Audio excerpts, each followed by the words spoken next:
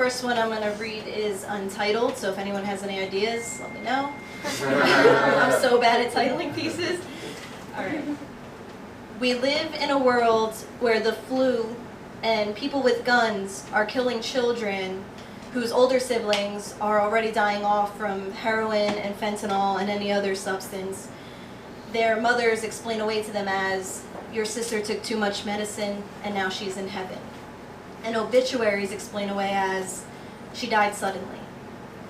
We live in a world where when I ask a 10-year-old what he wants to be when he grows up, instead of saying a firefighter or astronaut or president, he says here. And by here, I know he means alive. And with 2 decades between us, I wonder when the fragility of one's mortality began to be lumped into fractions in state capitals. And with 2 decades between us, I look into his eyes and they look older than mine. And with 2 decades between us, I start to cry and he doesn't understand why, because there are 2 decades between us and he's only a child. Thank you.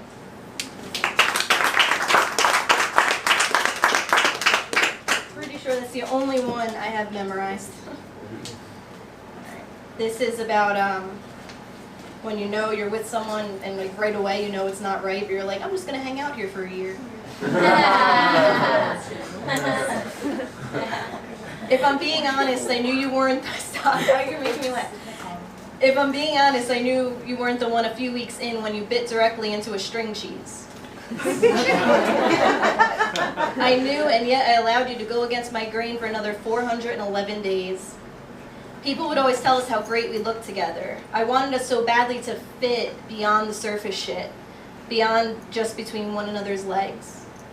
I mean, the first time we kissed, I didn't know you were allergic to red dye number 40, and I had been eating Swedish fish by the handful. They were stuck in my teeth and coated the back of my throat and perfumed my breath. I don't even like Swedish fish. I was only eating them because my friend had left them in my cup holder after a night at the movies, and I was nervous, and I needed something to do with my hands and my mouth, so I ate them. Within minutes, your face began to radiate with heat, and your lips became swollen and covered your skin in a rash. We should have known then that I was going to be nothing more than your inadvertent poison. Now, we weren't right for each other for a bunch of other more serious, hyperallergenic reasons too, but sometimes it's that ridiculously simple. String cheese simple. Thank you.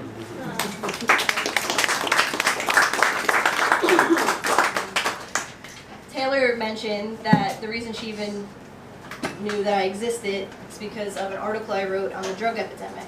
I have addiction in my family, a lot of it, and that takes its toll on other people, not just the user. And I grew up in a home with that, and I'll get more into that when I read from the book. But a lot of anxiety arises from that, and a lot of depression. I like to say like it's collateral damage depression, almost like PTSD. And today is National PTSD Day, I think. So this is just about being in my head. Also untitled, so again, name it, and I'll give you a credit and a book acknowledgement one day. And I'm going to just read it. Once the shower heat escaped the bathroom, and I wish it would just burn the house down. That's where I was at. I had never been so fucking tired before. I was falling apart more than I wasn't, but most couldn't tell because I was still hitting my marks. I wrote the saddest poem of my life sitting on the beach in the Hamptons.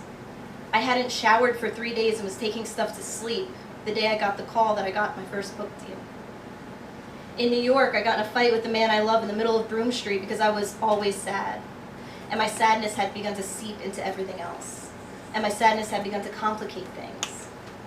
I wanted to tell him that if he had gone through what I had, he would be worse off, maybe dead. But I didn't say anything, and I just hailed a cab. People like to believe emotions are just a faucet you could turn on and off. Choose happiness is the mantra of our generation, it seems. But here's the thing.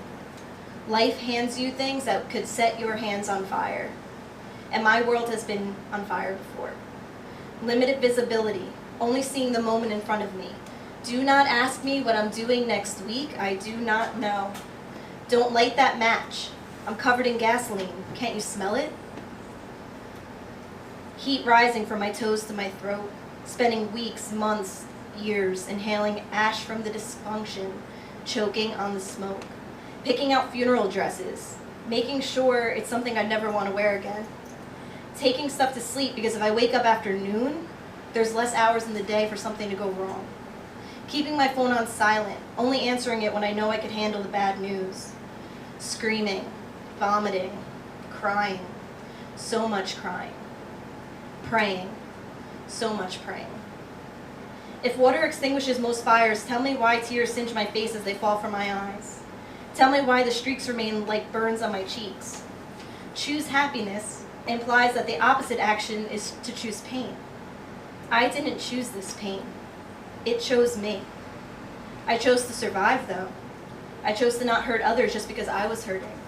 I chose to welcome happiness with open arms when it would momentarily shine through like sunlight through curtains.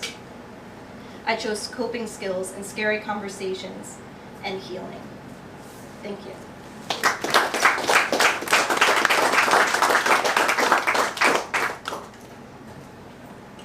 The piece I wrote with Taylor is on page 91 of this book. I'm not selling it here tonight, but it's available everywhere.